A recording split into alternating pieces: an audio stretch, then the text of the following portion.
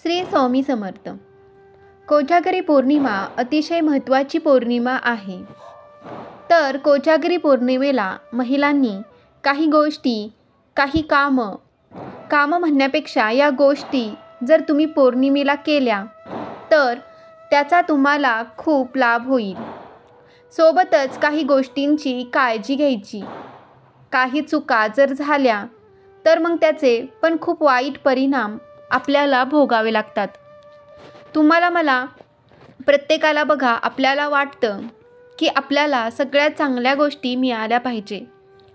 आनंद आपल्या आयुष्यामध्ये असला पाहिजे. सुख, समाधान, ऐश्वर्य, संपत्ती सगळं काही चांगलं आपल्या घरामध्ये असलं पाहिजे. पण मग अशा काही अमुक एक दिवसांना, शुभ दिवशी जर तुम्ही काही गोष्टींचा कंटाळा केला तर मग आपल्यावर दुःख आहे, संकट येतात. मग या उलटच काही गोष्टी जर तुम्ही केल्या ना, सोप्या गोष्टी असतात, पण या शुभ दिवशी या गोष्टी केल्यामुळे त्याचा तुम्हाला खूप फायदा होतो. तर बघा, कोजागरी पौर्णिमेला काय केलं पाहिजे आणि काय करू नये याची माहिती मी तुम्हाला आजच्या व्हिडिओमध्ये देणार आहे. तर तुम्ही चॅनेलवर नवीन असाल तर चॅनेलला सबस्क्राईब करा आणि कमेंटमध्ये ओम महालक्ष्मी नमः किंवा ओम नमो भगवते वासुदेवाय नमः नक्की लिहा. सगळ्यात पहिले बघा, काय केलं गेलं पाहिजे, कुठल्या गोष्टी अवश्य आपल्या हातून झाल्या पाहिजेत हे सांगते. आणि महिला, पुरुष कोणीही हे सगळं करू शकता. असं काही नाही की फक्त महिलांनीच केलं पाहिजे, कारण घर हे प्रत्येकाचं आहे आणि त्या घरासाठी सगळेजणच झटत असतात. तर त्यामुळे महिला, पुरुष घरातल्या सगळ्यांनी मिळून हे काम केलं तर अतिशय उत्तम राहील. एकमेकांना मदत होते.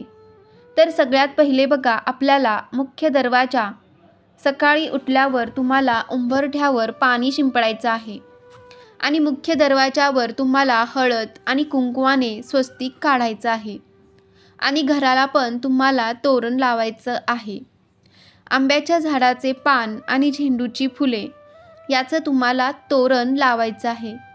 अगदी तुम्ही 5 पाना 5 फुलांचं तोरण लावलं तरीसुद्धा चालेल.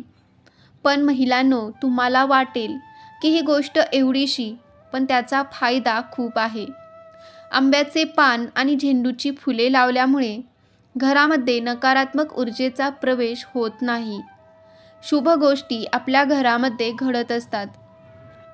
बघा, काही शुभकार्य असेल, लग्न असेल, काही पूजा वगैरे असेल तर ते घर बघा आंब्याचे पान आणि फुलांनी, झेंडूच्या फुलांनी वगैरे अगदी सजवतात. का तर त्याला महत्त्व आहे काहीतरी. तर त्यामुळे म्हणून आपल्याला अगदी तुम्ही उंबरठ्यावर तुम्ही 2 झेंडूची फुले ठेवली तरीसुद्धा चालेल, पण ही गोष्ट नक्की करा. त्यानंतर दुसरी गोष्ट म्हणजे कोजागरी पौर्णिमा म्हणजे आपण शरद पौर्णिमा पण म्हणत असतो. त्या दिवशी तुम्हाला तुळशी पूजन संध्याकाळी नक्की करायचं आहे. तुम्ही तुळशीजवळ दिवा लावा, हळद, कुंकू, अक्षता तुम्हाला अर्पण करायचं आहे. त्यानंतर चंद्रोदय झाल्यानंतर आपल्याला चंद्राला जल अर्पण करायचं आहे. चंद्राची पूजा करायची आहे. दुधाचा नैवेद्य दाखवायचा आहे. आणि यानंतर बघा, तुम्ही सकाळी उठल्यानंतर आपल्याला नदीमध्ये अंघोळ करणे वगैरे आजकाल शक्य नाही, तर तुम्ही गंगाजल पाण्यामध्ये टाका, त्याच्याने तुम्ही अंघोळ करा. पंचगव्य टाका. त्यामुळे काय, आपल्या शरीराचं शुद्धीकरण होतं. वाईट गोष्टींची काही बाधा आपल्याला झाली असेल तर ती निघून जाते. आणि पौर्णिमेचा दिवस महत्त्वाचा आहे, तर त्यामुळे तुम्ही या गोष्टी पौर्णिमेच्या दिवशी केल्या तर त्याचा जास्त फायदा तुम्हाला होतो. आता तिसरी गोष्ट म्हणजे या दिवशी तुम्हाला गरजू लोकांना दान करायचं आहे. जमेल ते दान करा यथाशक्तीने. तुम्हाला जे जमेल, अन्न, वस्त्र काहीही तुम्ही दान करा, पण करा. यासोबतच गाईला हिरवा चारा किंवा काही, आजकाल बघा गोट्यांच्या बाहेर काहीतरी हरभऱ्याची डाळ म्हणा किंवा अशा गोष्टी खायला ठेवलेल्या असतात.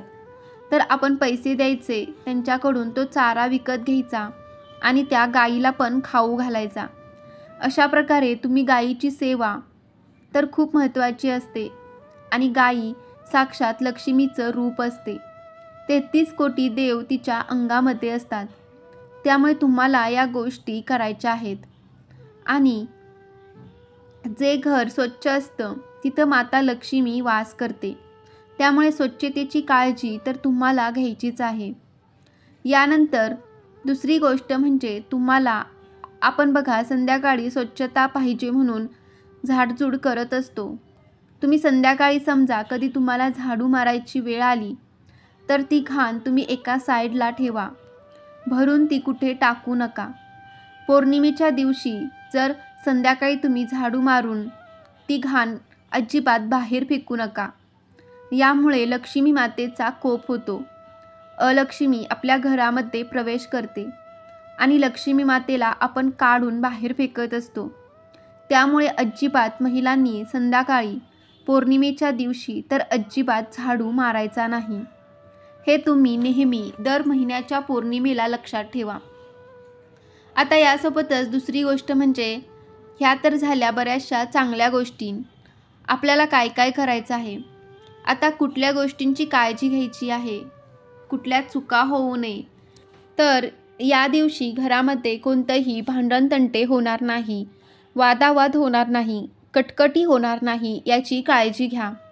आणि हे एकट्या महिलेने किंवा एकट्या माणसाने शक्य नाही. घरातल्या सगळ्यांनी मिळून याची काळजी घ्यायची आहे. कारण बघा पौर्णिमेचा दिवस लक्ष्मी मातेचा दिवस असतो. या दिवशी लक्ष्मी मातेचं सर्वत्र अतिशय जास्त प्रमाणामध्ये प्रभाव असतो. आणि जिथे भांडण तंटे वगैरे असेल तिथे माता लक्ष्मी कधीही तुम्ही किती पण सेवा करा, तुमच्या घरामध्ये माता लक्ष्मी कधी वास करणार नाही. याचाच अर्थ काय असतो, घरामध्ये सारखे प्रॉब्लेम, समस्या, अडचणी, आर्थिक समस्या वगैरे तुम्हाला यायला लागतात. म्हणून ही गोष्ट नक्की लक्षात ठेवा. कोणाचाही अनादर होईल असं काही वागू नका. घरातील स्वच्छता तुम्हाला करायची आहे. कारण स्वच्छतेची काळजी जर तुम्ही घेतली, कारण जिथं घाणेरडापणा असतो, अस्वच्छता असते, तिथे अलक्ष्मी वास करते. माता लक्ष्मी तिथे कधीही टिकत नाही. म्हणून लक्षात ठेवा. आणि पौर्णिमेच्या दिवशी पैशाचे व्यवहार अजिबात करू नका. पैशाचे व्यवहार म्हणजे उसने या गोष्टी करायला नको. मदत म्हणून कोणीतरी आपल्याकडे आलं मान्य आहे, पण बघा आपलं पण कधी कधी आपण काही गोष्टी केल्या ना, कोणाला चांगलं समजून आपण करतो, पण त्याचे वाईट परिणाम आपल्याला भोगावे लागतात. म्हणून लक्षात ठेवा, तुम्ही घरात दारामध्ये कोणी आलं तुमच्याकडे काही मागायला वगैरे, त्याला तुम्ही अन्न द्या, पाणी द्या, बाकीच्या गोष्टी द्या. आणि दान करणे, उसने देणे आणि दान करणे यामध्ये फरक आहे. दान तुम्ही करू शकता, पण उसने कोणाला पैसे द्यायचे नाही आहे. याशिवाय या दिवशी मांसाहार वगैरे, दारूचे सेवन तुम्हाला करायचं नाही आहे. पौर्णिमेचा दिवस हा उपवासाचा दिवस असतो. त्यामुळे या दिवशी आध्यात्मिक गोष्टी जेवढं आपल्याला करता येतील त्या करायच्या आहेत. मांसाहार वगैरे या दिवशी केल्यामुळे खरंच कधी चांगलं होत नाही. नकारात्मक कर्म आपल्याकडून होऊ शकतं. त्यामुळे या दिवशी आपलं शरीर शुद्ध ठेवायचं आहे. सात्विक आहार घ्यायचा आहे. शरीर आणि मन शुद्ध ठेवण्यासाठी आपल्याला सात्विक आहाराची खूप गरज असते. यासोबतच बघा पौर्णिमेच्या दिवशी तुम्हाला तुळशी मातेची पूजा करायची आहे. पण बघा पौर्णिमेच्या दिवशी चुकून पण माता लक्ष्मीला तुम्ही तुळशीची पाने अर्पण करू नका. भगवान विष्णूंना तुळशी प्रिय आहे. माता लक्ष्मी तुम्हाला तुळशी अर्पण करायची नाही आहे. त्यामुळे माता लक्ष्मी जी आहे ती नाराज होत असते. आणि दुसरी गोष्ट म्हणजे पौर्णिमेच्या रात्री जेवणामध्ये दही खाऊ नका. यामुळे धनहानी होण्याची शक्यता असते. यासोबतच आरोग्याच्या समस्या पण येतात. तसेच कोजागिरी पौर्णिमेला कोणते उपाय करावेत ते आपण पाहूया. कोजागिरी पौर्णिमेच्या रात्री महालक्ष्मीची पूजा करून महालक्ष्मी मंत्राचा कमळगट्टा माळेने 108 वेळेस जप करावा. मंत्र: ओम श्रीं ह्रीं श्रीं कमले कमलालये प्रसिद्ध प्रसिद्ध श्रीं ह्रीं श्रीं ओम महालक्ष्मी नमः. याने सर्व आर्थिक अडचणी दूर होण्यास मदत होते. 2. महादेवाने मस्तकावर चंद्र धारण केलेला असल्यामुळे महादेवाची पूजा केल्यास चंद्रदेवही प्रसन्न होतात. या पौर्णिमेला महादेवानिमित्त हा उपाय केल्यास स्थिर लक्ष्मीची प्राप्ती होते. कोजागिरी पौर्णिमेच्या रात्री महादेवाला खीर नैवेद्य दाखवावी. खीर घराच्या अंगणात किंवा छतावर चंद्राच्या प्रकाशामध्ये तयार करावी. नैवेद्य दाखवल्यानंतर थोड्या वेळाने खीर प्रसाद स्वरूपात ग्रहण करावी. याने मानसिक शांती व आर्थिक क्षेत्रात लाभ होतो. 3. शास्त्रानुसार कोजागिरी पौर्णिमेची रात्र औषधी गुणयुक्त असते. या योगामध्ये ग्रहण करण्यात आलेल्या औषधाचा लाभ लवकर होतो.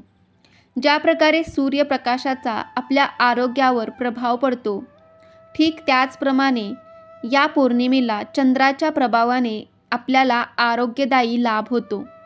यामुळे काही काळ आकाशाखाली चंद्रप्रकाशात अवश्य बसावे. याने त्वचा उजळते आणि मनाला शांती मिळते. 4. कोजागिरी पौर्णिमेच्या रात्री थोडा वेळ चंद्राकडे पहा. याने डोळ्यांची शक्ती वाढेल. 5. कोजागिरी पौर्णिमेच्या दिवशी हनुमानासमोर चौमुखी 4 वातीचा दिवा लावावा. दिव्यामध्ये 4ही वाती 4 दिशांकडे असतील अशा प्रकारे दिवा लावावा. दिवा लावल्यानंतर हनुमान चालिसाचे पाठ करावे. हनुमान चालिसा माहीत नसल्यास श्रीराम जय राम जय जय राम हा जप करावा. शरद पौर्णिमेला पूनम पौर्णिमा आणि कोजागिरी पौर्णिमा असेही म्हणतात. हिंदू धर्मशास्त्रात कोजागिरी पौर्णिमेचं महत्त्व सांगितलं गेलं. या दिवशी देवी लक्ष्मी पृथ्वी तलावर वास असतो असं सांगितलं जातं. शरद पौर्णिमेच्या रात्री लोक चंद्राच्या प्रकाशात दूध आटवतात आणि रात्री खुल्या आकाशाखाली ठेवतात. त्यानंतर ते दुसऱ्या दिवशीसुद्धा सेवन करतात. या दिवशी चंद्राच्या किरणामुळे अमृतवृष्टी होते आणि चंद्रप्रकाशात खीर ठेवल्याने ती अमृतासारखी होते अशी धार्मिक श्रद्धा आहे. तसेच या दिवशी काळा रंग वापरू नये. शरद पौर्णिमेच्या दिवशी सवाष्ण महिला घरी आल्यास तिला रिकाम्या हाताने परत जाऊ देऊ नये.